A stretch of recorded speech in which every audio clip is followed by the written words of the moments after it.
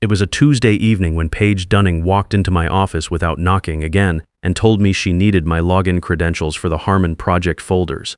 Not asked, told, the way you tell someone to hold the elevator. I handed them over. And then I sat there after she left, staring at my screen, thinking about the last 14 years. My name is Wade Callahan, 50 years old, divorced, 2 grown sons. Senior financial analyst at Crestline Advisory Group in Chicago. And according to every performance review I've had in the last decade, technically exceptional, but lacking the presence for client-facing roles. That's the polite version. The honest version is, I do the work, someone else gets the office. I didn't start out in consulting.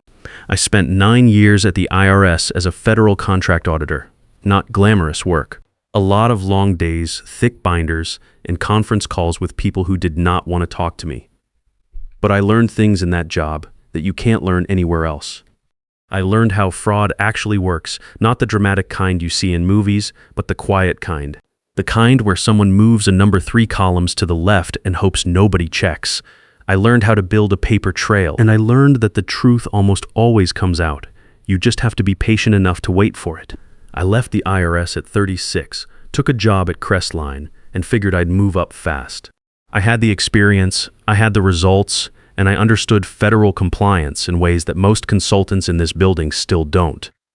What I didn't have was the right last name or the right golf handicap. 4 times in 14 years, I was passed over for director. The feedback was always the same. Wade needs to develop his interpersonal skills. Wade doesn't present well in high-stakes client settings. What they meant was, Wade doesn't make clients feel good about themselves, and that's what we're actually selling here. I understood. I didn't like it, but I understood. So I kept my head down, kept doing the work, and watched a rotating cast of directors take credit for frameworks I'd built from scratch. I'd rebuilt a hospital network's entire Medicare billing structure over one weekend after their previous consultant missed a CMS regulatory update. I'd caught a $4 million coding error in a rural health system acquisition that would have triggered an OIG investigation. Nobody asked how I did it. They thanked the account lead, booked a celebratory dinner, and moved on. That was my life at Crestline, and for most of those 14 years, I made my peace with it. Then we landed Harmon Health Systems, $28 million, $47 facilities across 6 states, a full restructure of their acquisition compliance division, the kind of contract that changes what a firm is able to say about itself. Grant Lawson, our managing partner, made a point of mentioning my name at the kickoff, said my federal compliance background was exactly what Harmon needed. I remember sitting in that conference room thinking, okay, maybe this time. I should have known better. A week later, HR sent out an announcement. They'd recruited someone from a competitor, a rising star, someone who would, and I'm reading directly from the email here, bring transformative energy to our client relationships and fresh thinking to our healthcare advisory practice. There was a photo attached, a woman who looked like she'd been professionally photographed for a consulting firm brochure. Her name was Paige Dunning, 31 years old, Wharton MBA. Resume full of words like digital transformation and disruptive frameworks and paradigm-shifting client outcomes. Grant introduced her at the all-hands the following Monday. Said she'd be spearheading the Harmon engagement. Then, almost as an afterthought, Wade will be handling all strategic development, research, and technical execution. Handling. I'd heard that word before. In this business, handling means you're the engine and someone else is the hood ornament. Paige found my office that afternoon. She didn't knock. I'd learned that she never knocked. Just appeared in the doorway like she'd already decided the space was partly hers. She introduced herself, said she'd heard I was the strategic backbone of the team, which was a nice way of saying she'd already figured out she was going to need me. Her eyes moved around the room, taking in my IRS certification, the stack of federal compliance manuals on the credenza, the Harmon preliminary folder I'd already started building. She said she had some ideas about repositioning Harmon in the market. Disruptive ideas, she called them. I asked her to tell me more. She wanted to challenge what she described as legacy restrictions in federal healthcare contracting. Streamline the compliance process. Move faster. She said the old frameworks were built for a different era. I mentioned Stark Law. She nodded like I'd said something quaint. I mentioned the anti-kickback statute. She said those were exactly the kinds of constraints her approach was designed to work around. I'd seen this before. Young consultants who come in thinking that regulations are a mindset problem rather than a legal reality. It never ends cleanly. But I smiled, told her I looked forward to collaborating, and made a note to myself. Watch everything. Document everything. The paper trail is the only thing that matters. She was gone in 10 minutes. I turned back to my screen and started building the real Harmon strategy, the one that would actually work. The first 2 weeks with Paige were a masterclass in how to take over someone's work without ever putting your name on the request. It started small. She'd email me asking for the competitive analysis on Harmon's Midwest operations. No context, no deadline discussed, just the request sitting in my inbox at 7 a.m. Like she'd been up thinking about it, I'd send it over. Then she'd show up to the strategy session an hour later and walk Grant through the findings like she'd spent the weekend on it. I didn't say anything. I watched. By the end of week 2, the pattern was running on its own. She'd forward client questions to me with 2 words at the top. Handle this. Not can you look into this or what do you think about this? Just handle this.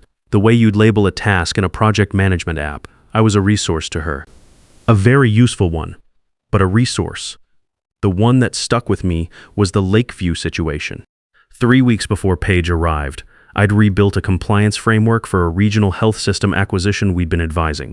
It took me most of 2 weekends, pulling CMS reimbursement data, cross-referencing state certificate of need regulations, building a billing structure that would survive an OIG audit. Solid work, the kind of thing I'd done dozens of times, but never got much credit for. Paige presented it to Grant as an example of the kind of thinking she was bringing to the team, said it was based on an approach she'd developed at her previous firm. Grant nodded and said it was exactly the direction Harmon needed. I was sitting at the same table. Nolan Briggs pulled me aside after. He's 27, been with the firm about a year, sharp enough to see what was happening. She just took credit for your Lakeview framework, he said. In front of Grant, I told him what I tell every junior analyst I work with. Watch everything. Write everything down and understand that the paper trail is the only protection you have in this business. He gave me a look like he wasn't sure if I was giving him advice or just making peace with something I couldn't change. Honestly, at that point, I wasn't sure either. What I did know was that Grant saw it. He's been running this firm for 11 years, and he's not an oblivious man. But Paige had been brought in with a specific mandate, transform the client relationships, bring in the kind of energy that wins pitches, and Grant had made a bet on her. Admitting the bet was wrong, 3 weeks in, wasn't something he was ready to do.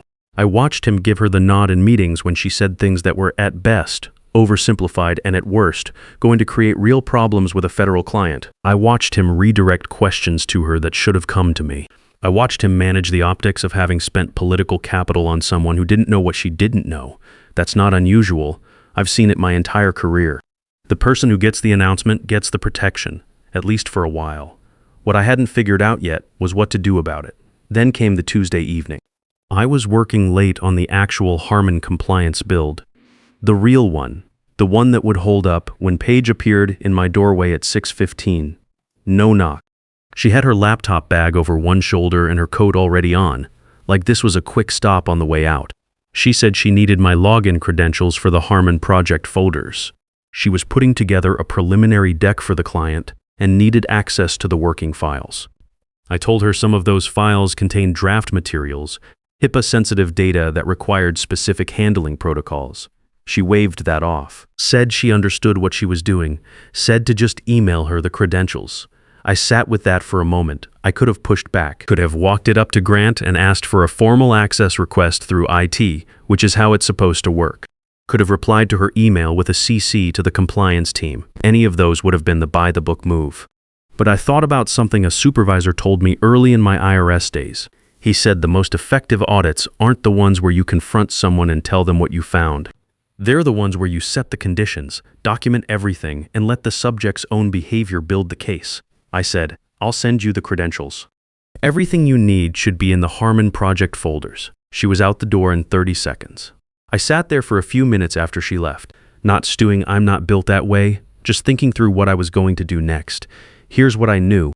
Paige was going to take whatever she found in those folders and put her name on it. She was going to walk it into a room full of people who actually knew federal healthcare compliance, and she was going to present it as her own original thinking. And if the work was solid, it would go fine, and I'd spend another year invisible. But if the work had problems, real problems, the kind that federal clients catch immediately, the damage would land on the project, on the firm, and on Harmon. I wasn't willing to let that happen to Harmon. They were a real client with 47 facilities and thousands of patients depending on contracts that had to be right. So I opened a new folder on my desktop, typed the name, Harmon Final Deliverables, WC, and I got to work. I spent the next 5 evenings building 7 files. I stayed until 9, sometimes later, long after the office had emptied out. The work required a particular kind of focus. You have to make something look completely right while engineering it to fail in very specific ways. Every document had professional formatting, proper structure, the kind of visual presentation that would impress someone who wasn't an expert. But inside each one, buried in the actual strategy, I placed a flaw, not a typo, not a minor inconsistency. A fundamental error that any experienced healthcare compliance professional would catch inside of 2 minutes. I set up a background script on the shared drive before I sent her the credentials. Every time those dummy files were accessed, I'd have a log. Every download, every rename, every time she stripped my initials out of the file name, I'd have a record. The access logs from the IT system would back it up independently. Then I sent her the email, 6:30 p.m., short and clean. Here are the credentials. Everything you need should be in Harmon Final Deliverables. Within 2 hours, she downloaded all 7 files. Let me tell you what was in those 7 files. File 1 was the financial model. Clean layout, professional charts, the kind of ROI projections that look great on a slide. But the reimbursement rates I'd built into the model exceeded CMS caps under Medicare Part B. Not by a little, by enough that any CFO with federal healthcare experience would flag it in the first read. The numbers looked attractive precisely because they were impossible. You can't hit those returns without violating the rate structure, and the moment you try, you're looking at an OIG audit and potential contract termination. File 2 was the audit framework. Detailed process documentation, organized sections, color-coded workflow diagrams. What it didn't have was any mention of HIPAA data segregation requirements. That's not a footnote item, that's foundational. It's the first thing a compliance officer checks when a new contractor comes in. Leaving it out entirely is like submitting a fire safety plan with no mention of exits. File 3 was the budget allocation. This one took me the longest to build because the spreadsheets had to look genuinely impressive. Quarterly breakdowns, vendor comparisons, projected cost savings. I allocated 55% of the digital budget to technology vendors who hadn't completed FedRAMP certification. FedRAMP is a federal security standard. If you're working with a healthcare system that has government contracts, your vendors need it. There's no flexibility there. Sending that budget recommendation to a client like Harmon would have been professionally embarrassing at best and a compliance violation at worst. Files 4 through 7 followed the same logic. An integration timeline that violated Certificate of Need laws in Ohio, Illinois, and Michigan, 3 of the 6 states where Harmon operated. Revenue projections built on billing codes that CMS had formally retired in 2022. A risk assessment that used private sector benchmarks for a system with significant public hospital exposure. And a compliance checklist that covered maybe 60% of what Stark Law and the anti-kickback statute actually require. Each file had my standard document naming conventions and my initials embedded in the metadata. Nothing dramatic, just the kind of authorship trail that's always there when you create a file and don't think to remove it. While I was building those, I was also building the real strategy in a separate folder, password protected, backed up to my personal drive. The actual Harmon analysis, compliant reimbursement structures, FedRAMP certified vendor recommendations, a timeline that worked within each state's regulatory framework, a Stark Law section that covered everything it needed to cover. Every number sourced, every recommendation documented. That folder was my insurance policy. The following weeks were strange. Paige started circulating the dummy files internally, presenting them in check-ins with Grant as evidence of the strategic direction she was developing. She'd rebranded them slightly different headers, her name where mine had been, but the content was intact. Every error, every gap, every number that would eventually cause a problem. Grant called it impressive, said the Harmon board was going to respond well to this level of thinking. I sat in those meetings and said nothing, just took notes. Nolan caught me in the hallway after one of them. He'd seen enough by now to understand what was happening, and he was frustrated in the way that young people get frustrated when they realize the system doesn't always work the way it's supposed to. "Are you going to do something?" he asked. I told him I already was. He didn't look entirely satisfied with that answer, but he let it go. The preliminary client meeting was scheduled for the second Tuesday of the following month. Paige had sent the full deck to Harmon's leadership team in advance. 44 slides, built almost entirely from my 7 files. I found out through the email thread I was CC'd on somewhere around slide 3 of the distribution list. I spent the weekend before the meeting going through the real strategy one more time. Made sure every number was current, every citation was accurate, every recommendation was defensible. I loaded it onto my laptop and didn't tell anyone it existed. The Harmon Health Systems conference room was on the 14th floor of their corporate office in the West Loop. Big table, room for 20. Awards from federal healthcare innovation programs in the cases along the wall. The kind of room that tells you immediately that the people who work here take this seriously. 20 people filed in that morning. I knew most of them by name from my research. Perry Ashford was their CFO, 15 years in healthcare acquisitions, the kind of background that makes you very good at spotting a number that doesn't belong. And Renee Colton, the CEO who'd started as a CPA, built Harmon from a 3-facility regional group into a 47-facility system over 22 years, silver hair pulled back clean. She had the kind of stillness that comes from having sat through a lot of meetings where people tried to tell her things that weren't true. Paige worked the room before it started. Handshakes, small talk, that smile. She was good at the opening. I'll keep saying that, because it's true. The problem was never the opening. I found my seat in the second row, opened my laptop, waited. She moved through the first 4 slides without incident. Company overview, industry context, market positioning, general methodology, safe ground. The kind of content that's hard to argue with, because it doesn't commit to anything specific. Then came slide 5, the financial model. I watched Perry Ashford's eyes move across the screen.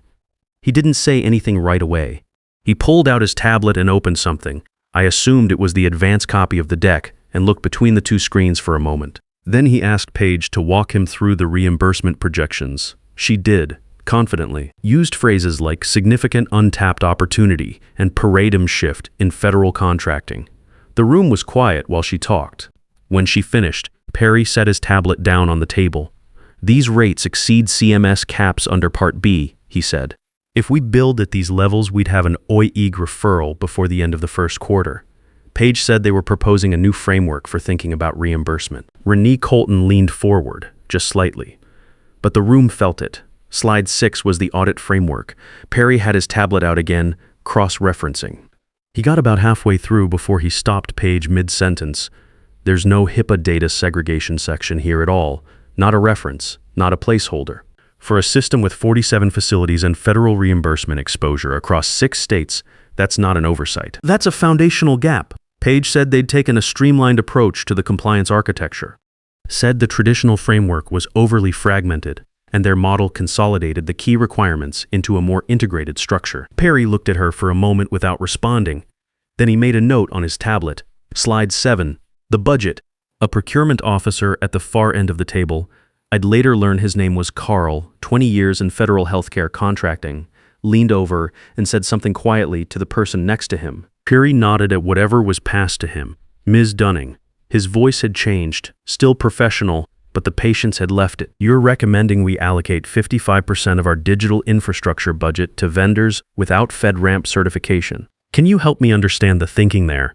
Paige said they had identified vendors with strong performance records whose certification timelines were accelerating. Carl spoke up from the end of the table. FedRAMP certification isn't a timeline item. It's a prerequisite. We can't execute federal contracts with uncertified vendors regardless of their performance record. That's not a policy preference. That's a compliance requirement. The room had shifted. You could feel it. The polite attention that fills a conference room at the start of a presentation had been replaced by something more focused and a lot less comfortable. Questions started coming from multiple directions. The integration timeline violated Certificate of Need regulations in 3 states. The revenue projections relied on billing codes that hadn't been active since 2022. The risk assessment used private sector benchmarks that didn't apply to a system with Harmon's public hospital exposure. Paige tried to hold ground. She used the words she always used: disruptive, innovative, challenging legacy frameworks. But they weren't landing. In a room full of people who had spent careers inside federal healthcare compliance, those words didn't carry the weight she thought they did. They just signaled that she didn't understand what she was talking about. Then Renee Colton spoke.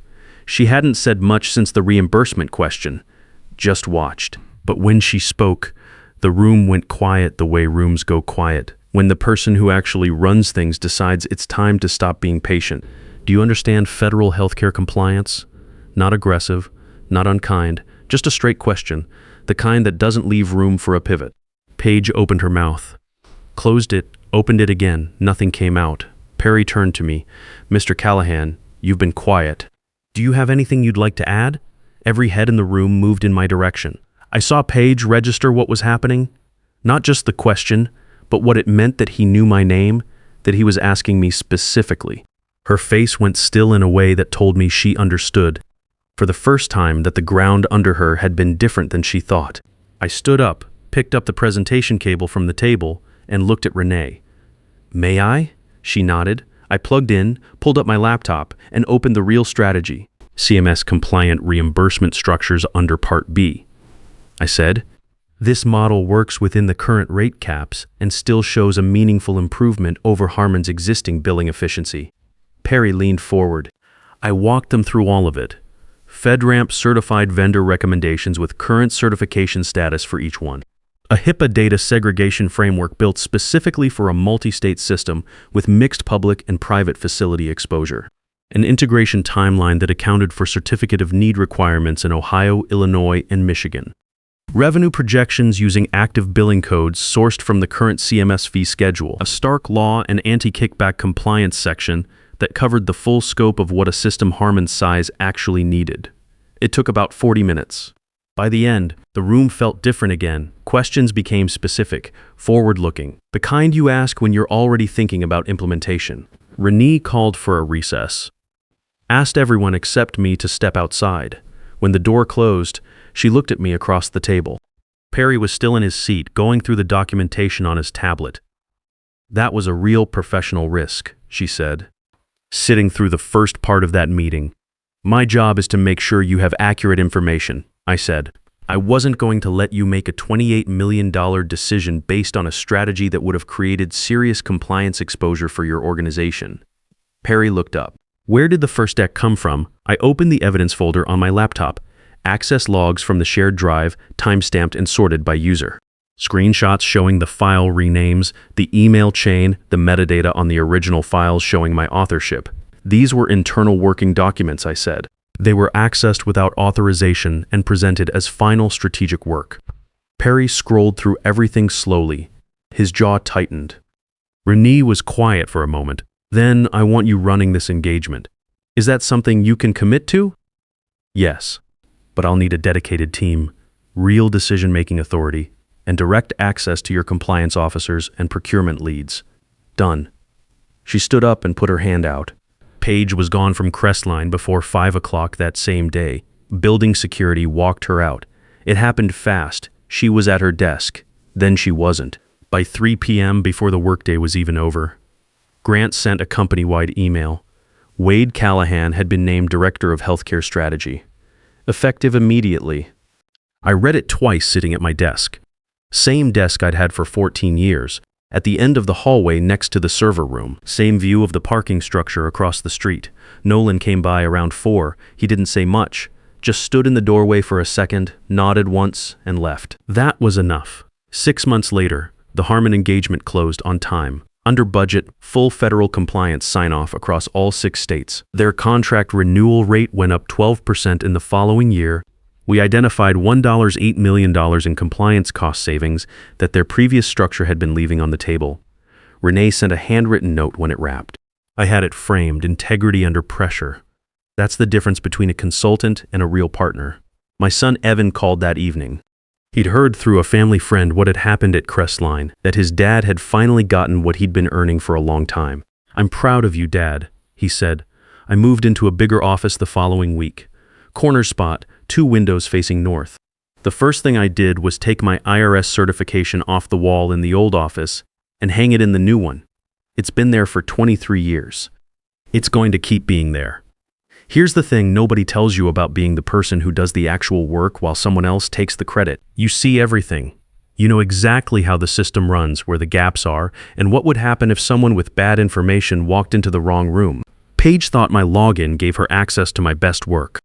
What she didn't understand was that the work that mattered, the 23 years of knowing how federal compliance actually functions, the ability to build a case file that holds up, the patience to wait for the right moment, none of that was in any folder she could download.